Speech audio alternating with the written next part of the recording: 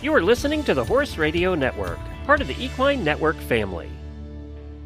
Clip-clop goes the trail, sun is rising high.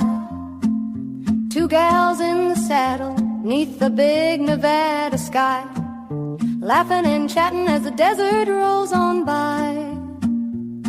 It's Saddle Talk, come along for the ride. Welcome, listeners, to Saddle Talk with Sandy and Cara. Whether you're here to laugh with us, learn, or just ride along, you're in for a really good time. So go grab your helmet or your pooper scooper and settle in with us as we discuss life, horses, of course, and all the unexpected turns along the trail. And hey, whether you're a seasoned cowgirl or you're still learning, remember, we're sharing our own stories and opinions based on decades of personal experience. Always ride safe and check with a professional before trying anything new. Now let's go ride. Many of you have heard of Matt Mills, and if you haven't, he is the winner of the 2006 USEF Reining Championship, where he earned a career high score of 231.5. I would have no idea what a crazy number that is, except that I've been binging Taylor Sheridan's show, The Last Cowboy, on Amazon Prime, and you all need to get addicted. It is an amazing show that highlights the Run for the Million, which is Reining's richest purse. So, of course, partway into the show, I realized I need to call Sandy because I need to get her addicted too. And she calls me back when she's into the second episode and says, oh my gosh, I know Matt Mills. We used to ride at the same barn in Long Beach, California. So we both start freaking out. We reach out to Matt, and Matt agrees to an interview because, you know, we're all from the LB.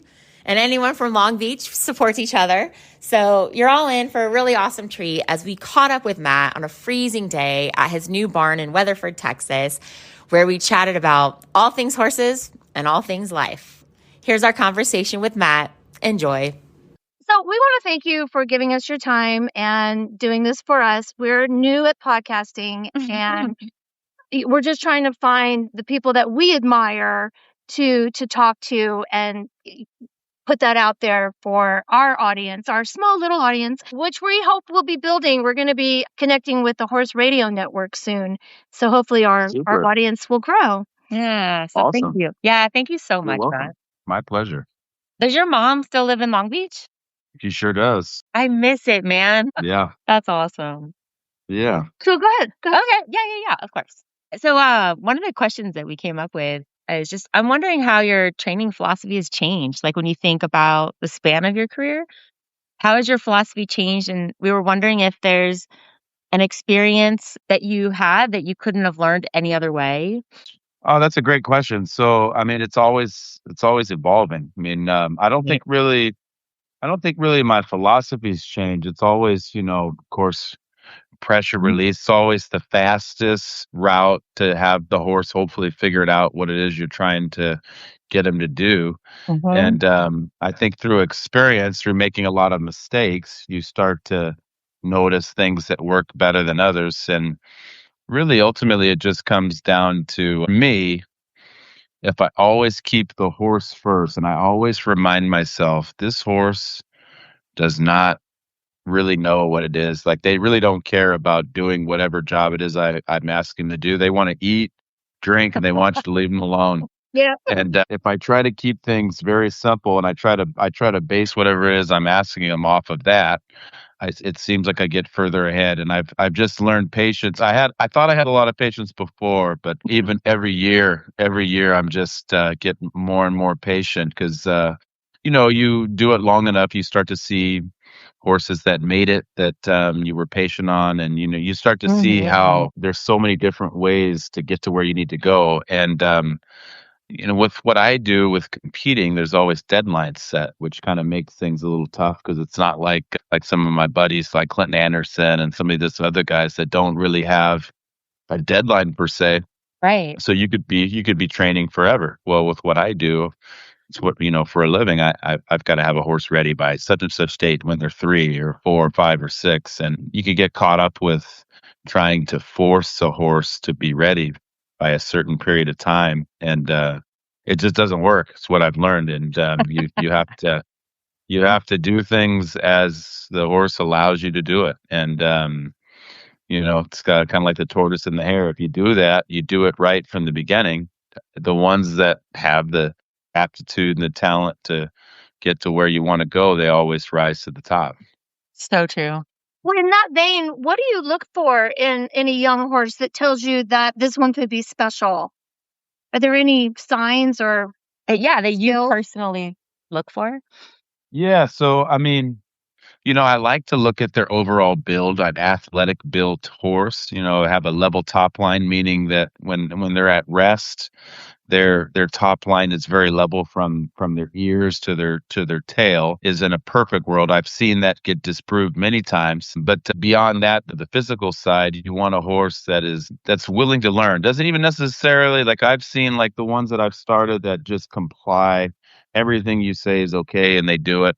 I've found those horses don't have the grit that I need to compete at a high level. If we're talking like just for an average rider, then they're probably good. But I like the ones that they maybe don't necessarily agree with what you're asking them to do in the beginning. They put a lot of passion, a lot of effort into things, Yeah. and that you can channel and mold if you're patient enough to get them to, to see what it is you're trying to get them to do.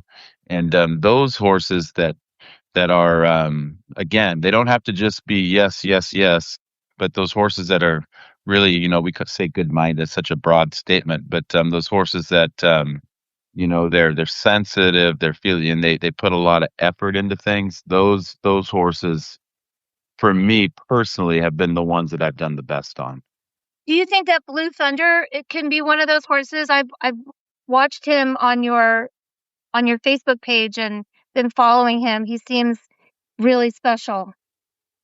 Oh yeah, he's a great example. I mean, he's Blue. Old Blue has got, just the fact that he's still here is incredible. But he of course, given his owner, as you know, still Savannah, and given that he was hurt, very spoiled rotten. But he's got all this ability, but he's got all this character and personality, and he's been one that he's done really well. But he also has felt like a horse that if I try to take away some of the things that make him who he is, I feel like it would hurt him long term. Like he would be a little resentful and stuff. I'm constantly kind of juggle that. I know, of course, a horse has to, with reining, they've got to do what you say right here, right now. But for me, I'm a big one on how they do it. I mean, are they what's their expression like? If they're not happy about their job, they don't last a long time. And him in particular, obviously, I've got a particular owner that I feel the pressure of making sure that he's going to be nice at the end, that he'll be a good horse for a long time. And so, yeah, he's a great example. He's one early on as a 2 and 3 year old. There was certain things that he was just a jerk about it. I mean, just didn't want any part of it. And I could tell, like, I know you can do this. You've done it before, and now you're being a brat and you just don't want to do it. He's funny though. Every time I've gone in to compete on him though, not every run has yielded the score that I'd want. That doesn't 100% determine for me how I feel about a run, because it's so subjective. You've got judges that are deciding if they thought you did well or not.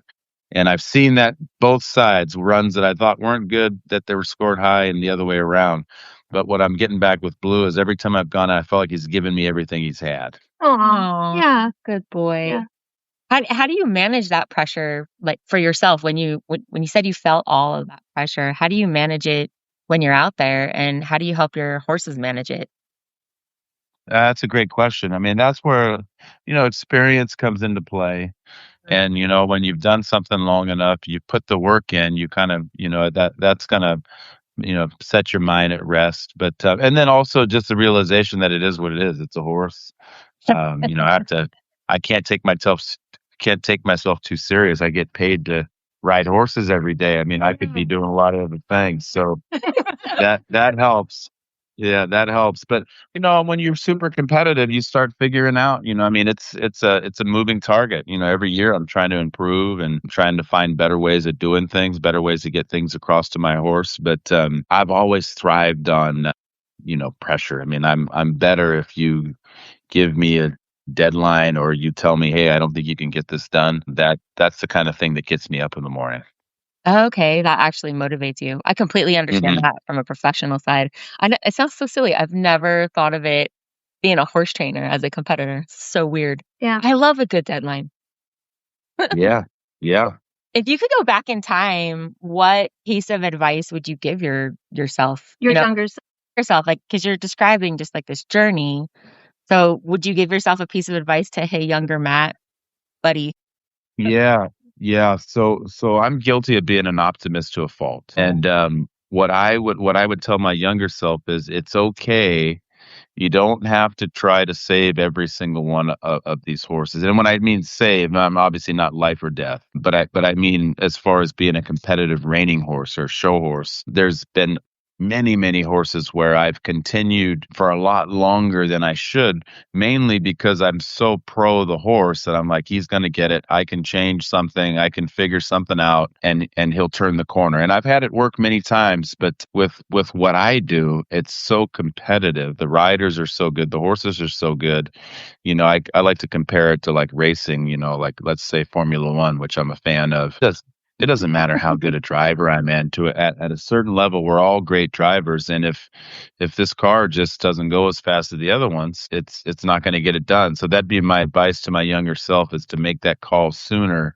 Not saying that these horses will go on and do other things and maybe other disciplines. Not like you're just discarding them and they're no good, but making the call that, hey, you know what, this is maybe not a Division 1 athlete. Go ahead and let him go do something else, and find a different horse. Because I've spent a lot of time chasing that, when deep down in my gut I know. And that's one thing that I would tell my, if the horse has it or they don't have it, even if it's tough or something's not right or they're messed up or they're hurt or whatever, you tend to know, this horse has what it takes. And Yeah. so I would tell my younger self to trust that and make the call sooner. Yeah, that's great. Okay, before we ask another horse question, I need to know who's your favorite racer, because I am an F1 fan as well. Well, so I have two. So I mean, I'm kind of torn.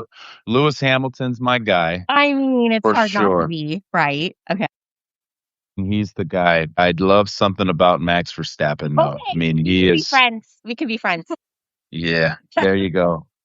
My son and I went to the race in Austin. We follow it close, but that Max is just, I mean, you put him in anything and he's going to figure out how to, I mean, he damn near won the whole thing. I put money on it that he was going to catch up. I did too. Um, We were screaming at my house. So, and he did everything he could. yep, that And was it a just, great year. He wasn't just enough. didn't have the horse. He didn't have the horse Exactly. at the And he beginning. still almost did it. No, exactly. Yeah, Exactly. yeah. He didn't at the beginning, and it worked out almost at the end. It was great. And Lewis doesn't have the horse either. Now it's I just, is he know. past his prime, or we don't know. We don't know. He's gonna do it another year. We'll find out. Yeah. Yeah. Back to horses. What struggles have you faced just coming up in the industry in general? Oh man. It changes every day. Okay. There's Very so different. many. I mean, you have the horses, of course, I mean, that's always a struggle of trying to get through the horses. And that really, I wouldn't say that's a struggle. That's the part that I really enjoy, is that chase. But a lot of times it's the owners, Yeah. because you're dealing with people that, they're maybe not on the same page as you, and they've got a different feeling about the horse. And, maybe it's like they're kids, which they are. They're more so like the kids to me. Then that's what I try to tell those owners, like, these horses, you might own them, but they're more mine than yours. And nobody wants to see them succeed more than I do. But when you get money involved, it changes things. And so that could be a challenge at times, get on the same page with the owners of the horses. Like I said earlier, it could be frustrating at times when you have it, judges don't score you the way that you think they should be scored, or how you should be scored. And it can affect your business long term. Oh, wow. You're just opening my eyes. Yeah. What's one mistake that you see riders make, or you've made over and over, when you're trying to advance a horse, even if they have the best of intentions? Have you noticed a mistake that have you witnessed that? Or they just Yeah. yeah. Yeah. I mean, it's usually just not being realistic with yourself on what the horse's ceiling is, what its capabilities is, and asking for a horse to go 100 miles an hour that can only go 80, and it can only go 80 through practice. And I tell you what, I think a lot of it's ignorance from what I see. I'm not talking about myself personally, but I think a lot of Yeah. people that don't realize that you're literally asking this horse to do something or go a speed that it just physically can't go. And they miss the signs. That's what I see a lot in horsemanship nowadays, or I see a lack of horsemanship. And some of it's probably there's money involved and now so much money. But I think there's a real void in the basics and reading horses. And so, I mean, I see a lot of high level professionals where I'm watching, I'm like, can't you see that horse is telling you they either don't like what you're doing at all, they're scared about it, they're mad about it, and they just keep pushing forward the exact same way and then wonder why it doesn't work. So, and I think with the money that's involved now, like within reining in particular, you see a lot of people that kind of go from not doing much of anything in horses to next thing you know, they're assistant trainer and now they're a trainer. Yeah. And I think they miss that. I see a lot of that, that compassion and respect for the horse. I see maybe not as prevalent in some riders as others. Yeah. Who are your mentors and influencers in the horse training world? Obviously, Michelle Bloomquist, I understand. I actually took a clinic with her at Lakewood Equestrian. I have a Missouri Foxtrotter, and she kept trying to get me to go into a circle in a trot. And and to what you just said, my horse can't really do that. She doesn't really trot in tight circles. But she came back. She's a really nice lady. Other than who else would be your mentors? Oh yeah. I mean, Michelle was like a drill sergeant for me. I mean, she was so instrumental. I mean, I spent 10 years. I mean, I started there. So I mean, the foundation that I got from her, and she was not always nice. I could sense that she was not nice, but I appreciate that because she kept pushing the limits, and she was big on horsemanship. Obviously that was probably a prime of her career. She was huge on it, and she would just cram it down my throat. And then I got a chance to, she was, her husband was a pretty prominent racehorse trainer there at Los Alamitos. So I got a chance to be around him and how they take care of the horses and stuff. So I got a lot of things early on that you don't really realize you're absorbing that you are. But then from there, my assistant, the trainer Del Hendricks that I apprenticed under for reining was very instrumental. I've spent almost 5 years with him. Very good horse trainer, very good in the reining, won a lot of things. Really a great horseman, and he taught me a lot of things. And then along the way, I got a chance to work with a gentleman named Sam Powell, that's a really accomplished colt starter, very, very good colt starter that came out and worked with me one-on-one. And just kind of, looking at it from the very beginning and getting to a horse's mind and why they do what they do and whatnot. And so him, and then, along the way, and, when you're trying to, I kind of liken it to like practicing law or practicing medicine. You're always trying to improve, trying to find a better way. So there's so many professionals, Randy Paul, Brett Stone. I mean, it's the list is endless. Steve Archer. There's so many people that I've sought out information from, and just trying to improve my skills, trying to get better. It's I think that's kind of the fun part about it too, is you're always so true. Yeah. Oh, I'm sorry. I really enjoy your tips that you put on the Facebook page. I tried one of them just the other day with my horse crossing the reins to help train with the neck training and with the rein, what am I trying to say? You cross the reins underneath. Yeah. Anyway, It works very well. Thank you very much. When I was listening to you, I wasn't quite getting it. But then when I went out there and I did, I was like, oh, I see. So, and it worked very well. So those are very, very helpful. I'm sure a lot of your followers love to just watch all the tips that you provide for us. So thank you. My pleasure. Yeah, I love to give back. I love to help people. I know what it's like when you're trying to get information, and now today with ChatGPT and everything else, you can get a lot of stuff. But horse training, though, is a little different. And to get real stuff, not just your text, your stock answers, and then you're like, well, what happens when that doesn't work? So I really enjoy that. I'm thankful for the social media platform where I can reach so many people, because it's a time thing with what I do. I don't have a lot of time, but with this, you can reach so many, and then it helps me also because when the camera comes on and I have to talk and say what it is I'm doing and what I'm thinking, it keeps me sharp. Because then I got to go, wait a minute, do I really believe this? Do I really think this works? And I catch myself all the time. I'm like, you got to listen to your own advice sometimes. Yep. I hear you. Oh, that's so funny. Because I feel like you're so intense that, like, listening to your journey, like, I'm just going to be honest, I wasn't fully aware of who you were up until a couple years ago. And then I was watching your show. And then, the show, the Run for the Million. Oh, yeah. Last Cowboy. Yeah. And it was just like that whole documentary series, just so fun. So I didn't really know who you were. And then that came out, and it was really inspiring, even though I'm not someone who enjoys reining.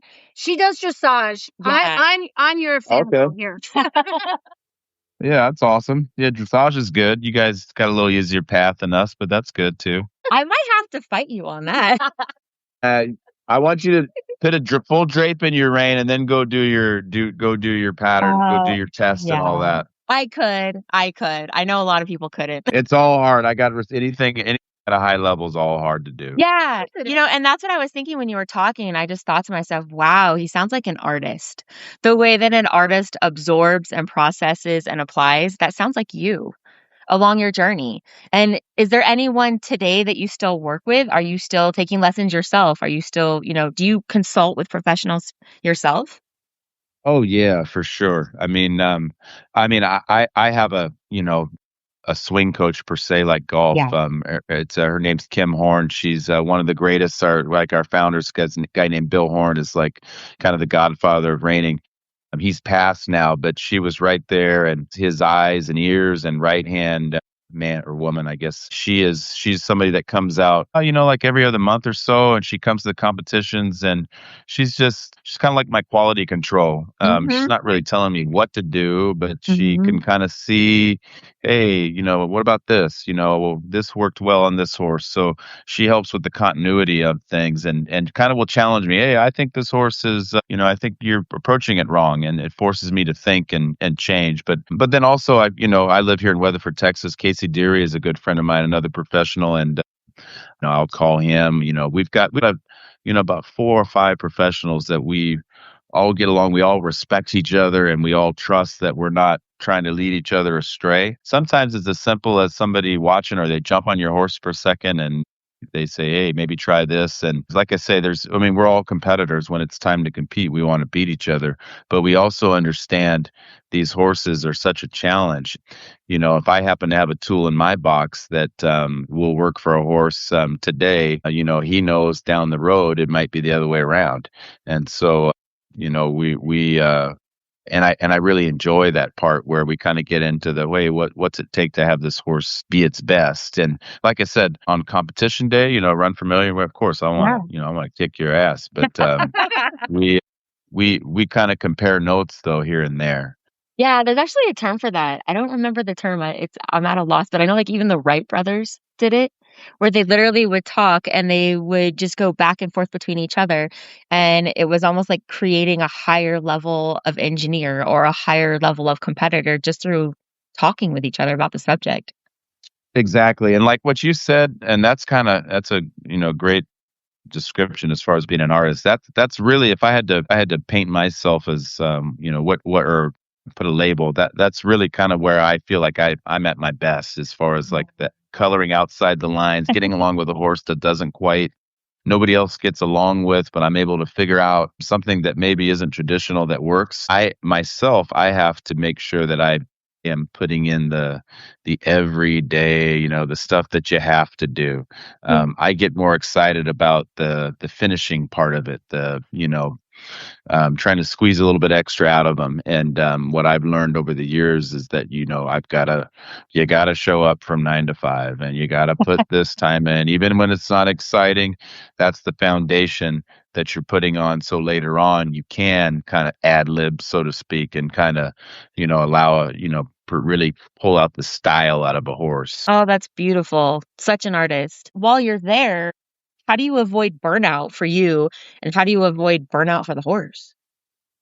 Yeah, that's a great question. So fortunately, having as many horses as I have, burnout on a horse I can avoid by just giving the horse some time off. Very When I cool. start to feel like, 2-3 days in a row, we're kind of hitting the same spot, and I can just tell, I like to work out and stuff, so I kind of know the feeling, where you're kind of just like, man, I'm doing this, but I'm just not happy about it, and that's the part about being a good horseman. You can't read them. You have to try to guess because it can't talk to you. So that's when you back off, and you give them some turnout or just turn down the pressure. Turn down your expectation level until they kind of bounce back. And as far as me getting burned out, I mean, every day the challenge of riding a different horse or the same horse and getting to figure it out really helps with that. I do. I mean, I try to go to the gym. I'm not going to go to a million vacations, but I try to, take a little mini trip here and there. And because it is, for me, I'm more effective if mentally I'm in a good place than, if you just chained me to the arena and said, okay, you're going to ride 7 days a week for 6 months. Yes, I can do it, but I'll get more done if you let me go to a concert or go to the beach. Maybe I might be there 30% less than somebody else, but my 70% when I'm in the right frame of mind is better than most. Right. I feel like he's talking about self-care Yeah. in the best way. Yeah. For riders who love the sport but feel stuck or intimidated by the reining world, what advice would you give them to keep progressing and enjoying the journey and themselves not getting burned out? Well, it's like what we just been saying. Don't be afraid to get some help, whether you're Right. insecure or whether you are just have that huge ego. You can't be afraid to go ask somebody. And then always know there's a better horse out there than what you have, because very well could be that you're doing as good as you can do, but it's a team sport. You got a partner underneath you, and again, like I said earlier, if that horse, I look pretty common. I look pretty average on an average horse. And so, you got to keep that in mind and go, you know what? Let me go out there. And again, that's where going out and riding with other people and getting different experiences. You might go out there and you jump on somebody else's horse and you go, oh my gosh, maybe I really am not that bad. Maybe I really am pretty good. I just need a horse that does it better. Right. I'm Or digging does it different. Yes. Yeah. I really dig your realism here. Thank you, Matt, so much. Yeah. Do you have Yeah, a favorite grooming hack or any barn secrets that you can provide? You have the most beautiful horses So beautiful. with the most and I have to tell you, I know you're not going to remember because there's so many, but I reached out to you probably about 8 months ago because every time I see your videos, those horses' tails are just so beautiful. And I reached out and I was like, please tell me you do something to that tail. And you were telling me that there is an extension that you guys put on horses' tails. Well, yeah, that's a little cheat code. I don't like to give away those type of secrets, but it's just like you women getting those extensions, and the Botox and all that. What looks real maybe isn't real, but you really paid for it, so it really counts. So it is yours, yeah, Right. because you paid for it. But Exactly. So no, yeah, I mean, for sure, I'm a sucker for a real pretty horse. I feel like it costs the same to take care of them, to train them. right. So why not have a pretty horse? I think it can't, I had my judge's card for years, and I know they say it's not supposed to matter, but it does. But, then it just comes down to that old fashioned same stuff I learned as a kid, using the curry comb and brushing and, giving them good feed. That's, I got great sponsors like SmartPak is one I've had forever. That's an incredible, good forage.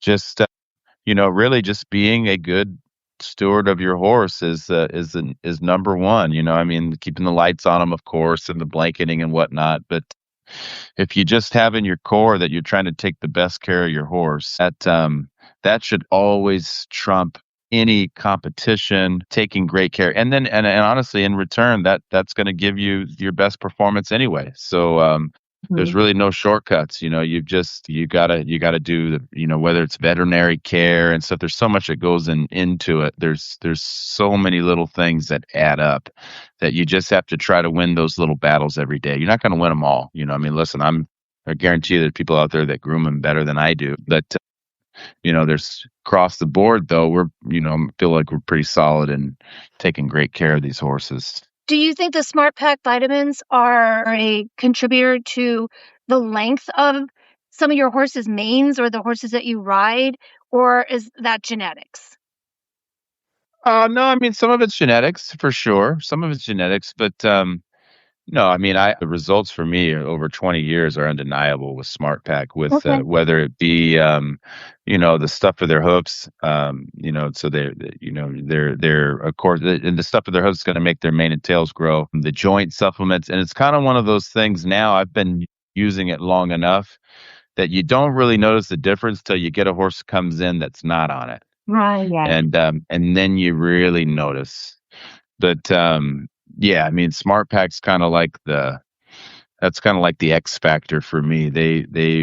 I mean, that if you've dealt with them at all, the customer service is just over the top, and they know horses. Like, it's not like you're talking to somebody that's fresh out of college that doesn't, I did a little barrel racing or something. You're talking to people that, they've done the scientific research, they've got studies, and I find myself learning things from them. Yes. Yes, absolutely. Yeah. It's so funny. The horse world is such a small world. I actually went to college with the woman who developed the SmartEquine. It was originally SmartPaks, and then they turned to SmartEquine. It was her senior project, and she developed those. Are you from the East Coast? No, we went to Cal Poly. I'll be damned. Yeah. Huh. Yeah, I went to Cal Poly Pomona. Okay. Yeah, I know exactly where that's at. Yeah, the other side of town. Yeah. Yeah. And I've got a big question, but she's got a smaller I've got a question. little question, because as much as I was so excited when I saw you on Yellowstone, I almost felt like, I know him. I know.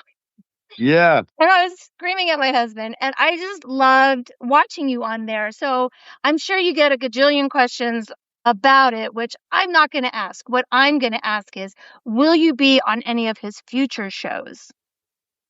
You never know with Taylor. You never know. I didn't expect to be on that one, and then all of a sudden he said it one night. We're drinking some wine, and he says, "Hey, I'm going to put you on the show." I'm like, "Yeah, right." And then next thing you know, I'm doing it.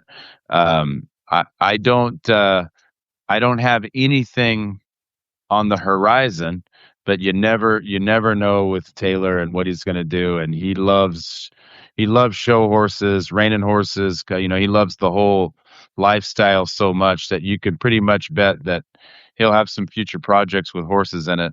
Yeah. But I don't have nothing. Okay. But he's the kind of guy that would just call you and say, "Hey, show up tomorrow," sort of thing. He'd give you a little bit more notice than that, but pretty close. I kind of got that feeling. Okay. Yeah. Well, I just have to say, I know do you have your SAG card now? Because I think you spoke, didn't you? I do. I got my card. I'm getting those residuals. I got my backup plan set. I can be a starving actor. I could probably fit in well, and have to get a second and third job, and I'm ready. But you have the horses to fall back on, so that's a good thing. I'm gonna lean on that. Yeah, I think so. Okay, I'll let Cara ask you her deep question. Yeah, deep question before we have a little fun. So my deep question has to do with two arenas or two worlds, that I'm only going to ask you about one of them. I feel like as an artist, obviously you're an artist, and I feel like you're a man of integrity. I feel like we tend to want to leave a legacy behind when we're gone. That's what good people do, right? Is we look to the future, and we want to leave a legacy. And this isn't sort of a personal question about your family, but I'm asking you more about the horse industry. Is there a legacy that you would like to leave behind in the horse industry? Is there something that you envision as your legacy being left behind when you're no longer here? It's not really. Yeah, I feel like I'm I'm getting close to that age where I'll start thinking about that stuff, but I'm not quite. I have the gray hair to match that, but I'm not quite there yet. Or you're not even 50 yet, are Oh, you? silver fox, No, man. You're silver fox. no. Don't worry about But it. but I mean, to being serious about it.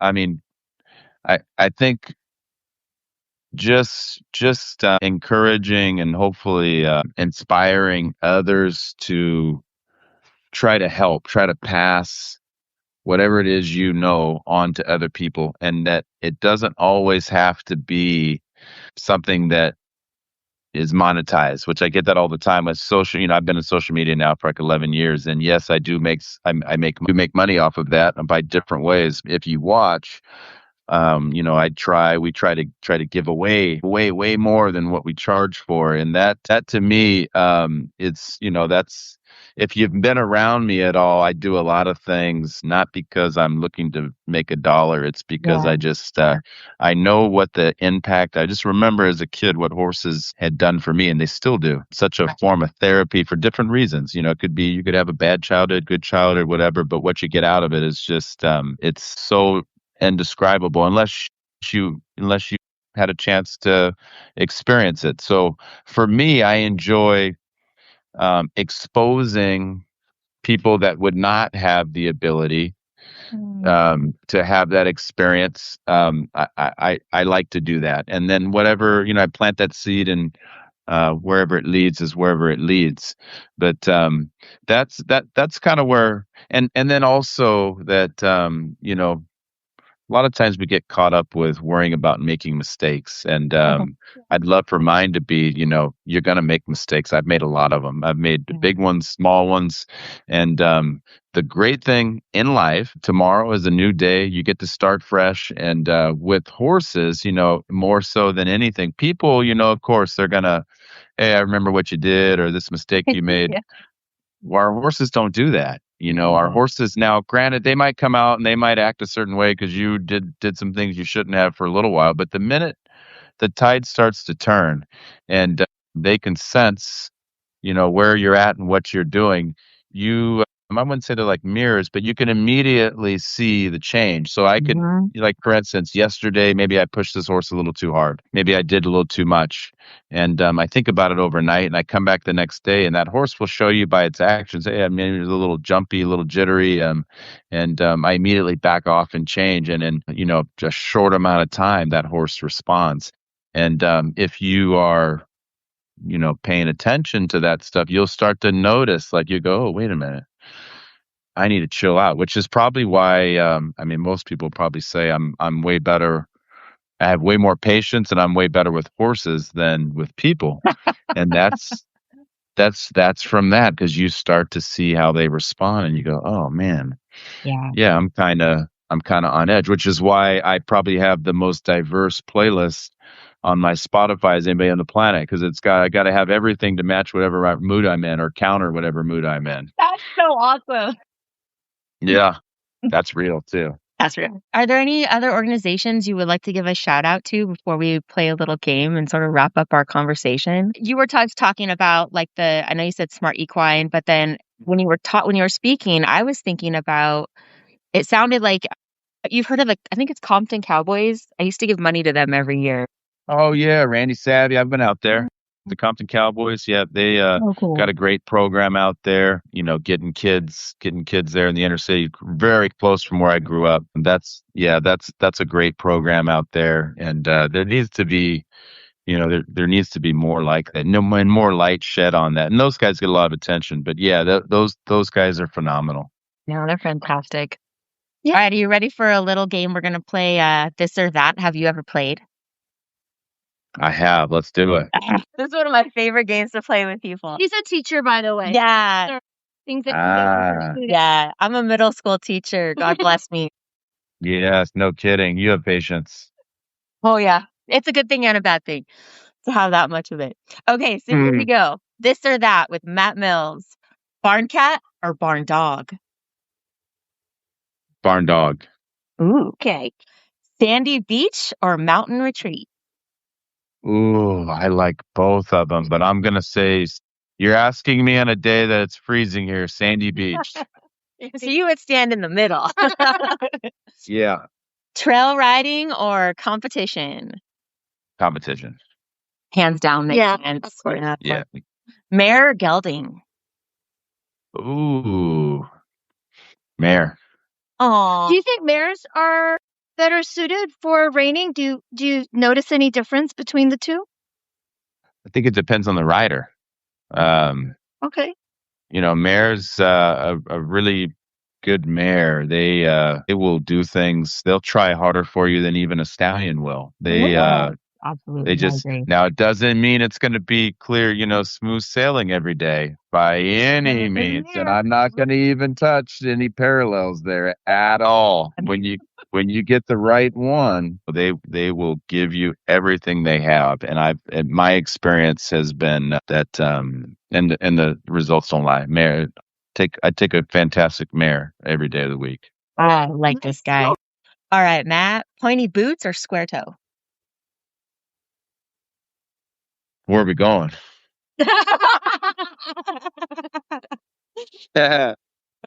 Square.